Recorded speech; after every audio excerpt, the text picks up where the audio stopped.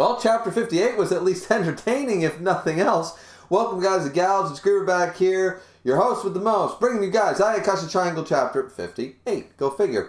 Review and, okay, so the first half of the chapter was sort of like, we already knew that the Jinyo had taken over Suzu's body. And we knew that at the end of the last chapter and stuff, and we thought maybe it'd be broken by the power of love. Probably still will be the power of love, power of friendship, power of whatever. It's probably going to be what happens. But at the end of the day, Matsuri still tries his best to attack and get Suzu's body back and get her out of Suzu's body.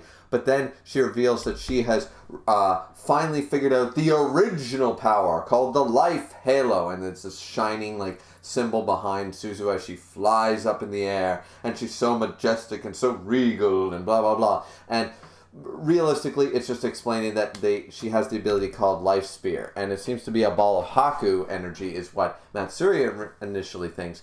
And shoots it at the grass. The grass seems to sprout crazy, like huge and vibrant and powerful. Like the grass goes nuts, like it's like a forest from the dinosaur era. It's just like boom, boom, boom, boom, boom. Like here's what happens if I use Life Sphere on things. They are embodied with the power of life itself outside of the Life Sphere. And then all of a sudden, though, it starts to wither and decay rapidly. As fast as it grew into this grand forest of mystical plants and its full evolution, it seemed to now despair and rot away just as quickly and goes down to nothing even before it was grass. Now it seems to be nothing. And she acknowledges that, yeah, this is the power to give life. I always thought it was the power to heal and the power to, which Suzu has been using, and we knew this about the Ayakashi medium, the power to cleanse, the power to heal. But if used with malicious intent, represented by, of course, a skull and stuff like that, if used with malicious intent, it's able to, you can fuel too much life into things. It goes out of control and will perish just as rapid, if not more rapidly. It's like, okay, that sort of makes sense. It's sort of like pumping too much, I don't know, like, I don't know what a good comparison is realistically. I guess, like, there is a limit. Like, you have a well-balanced meal, okay? You have a well-balanced meal. You've got your proteins, you've got your carbohydrates, you've got your iron, you've got your vitamins, you've got all that, right? Find any, and you eat a healthy meal like that. Now eat 7 of them in a row. You're going to puke it up. It's not good for your body. It can't digest it all. You're going to puke it up. Puking is not necessarily a good thing, right? Because now not only have you wasted food, now you feel bad. You've overtaxed your body by trying to absorb too much too quickly. So I like that idea. It actually makes sense that there's always too much of a good thing. There's almost always universally, there's always too much of a good thing. So I definitely like that comparison that if she pushes too much life, like, look, I can make a blade of grass grow into a goddamn grand forest. However, if I keep pumping it, eventually it's just going to perish away rapidly and then there won't be any grass left. So this May taking over Suzu's body claims that she will bring an end to the world with this ability, using this original power of healing and cleansing and giving life. She's going to use it to overtax life and end the human world. This is where she gets completely wrapped up in a wind prison. And of course, we know exactly who this is jumping in. We know exactly who this is. The MILF of the story, Matsuri's mother, Maito Kazumaki.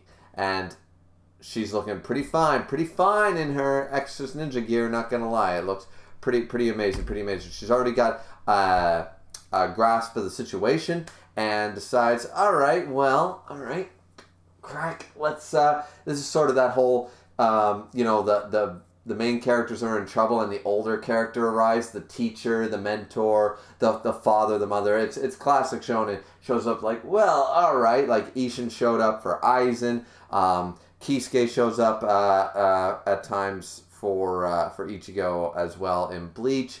Sometimes it haven't much in Seven Deadly Sins, not so much. But it happened in Naruto quite a bit. Kakashi would show up or Jiraiya would show up, etc.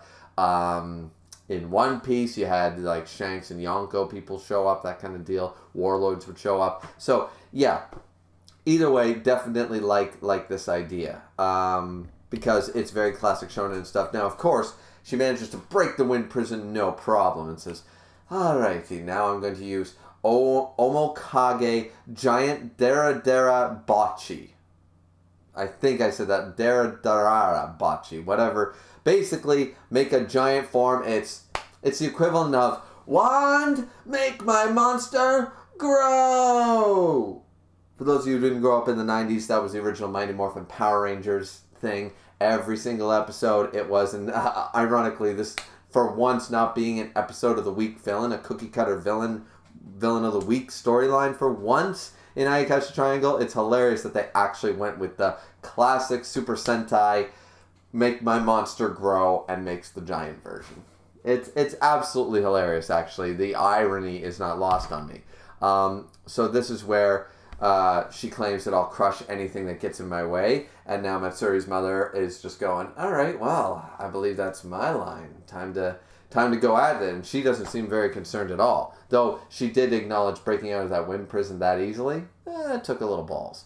Either way, Shirogane, and we knew this about Shirogane's character building up to this point, is now actually worried that Mateo, I don't know how you say her name, Milf Kazumaki is going to end up hurting Suzu. Doesn't really care, is all about, all right, the Ayakashi medium was dangerous, it seems, at the end of the day, and Suzu right now is out of control and stuff, and it's all about the good of the balance of the world. It's not about saving everybody, so very worried that, yeah, she might be able to beat her, but at what cost will Suzu be in trouble? So, and Shirogane acknowledges this and looks at Matsuri and just asks, what are you going to do? Now, once again, I think we're going to really cheese this out with the power of love.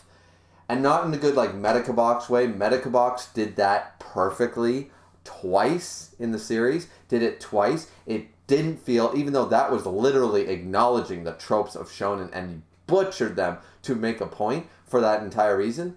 When it happened in Medica Box, it worked flawlessly. It made total sense, and it didn't feel cheap. I'm hoping they do a little better here, but we'll have to wait and see. Still think that Chapter 58 was pretty exciting. Don't know what's going to go down. A little nervous that they're going to end it on a cheap note, a shonen tropey note, without a dash of originality anywheres. But that's just speculation. That's pessimistic speculation. If we're optimizing, if we're being optimistic about this, then I think that this was a good chapter, and I'm looking forward to what Chapter 59 brings us, especially now that we brought in the big guns, being Milf Kazumaki herself. So, what do you guys think about this? Like, comment, and subscribe as always. I know this is a short review, but Ayakashi Triangle reviews, once again, number one, don't do that well. Number two, a lot of people don't really even like the series that much, and I understand why. And number three, that's all there was to talk about. So, hope you guys enjoyed. Don't forget the three things: like, comment, and subscribing. And let's not forget the bonus number 4. Drink responsibly, as always, as your host with the most, Griever, always does. And we will see you guys back here again next time. Peace out.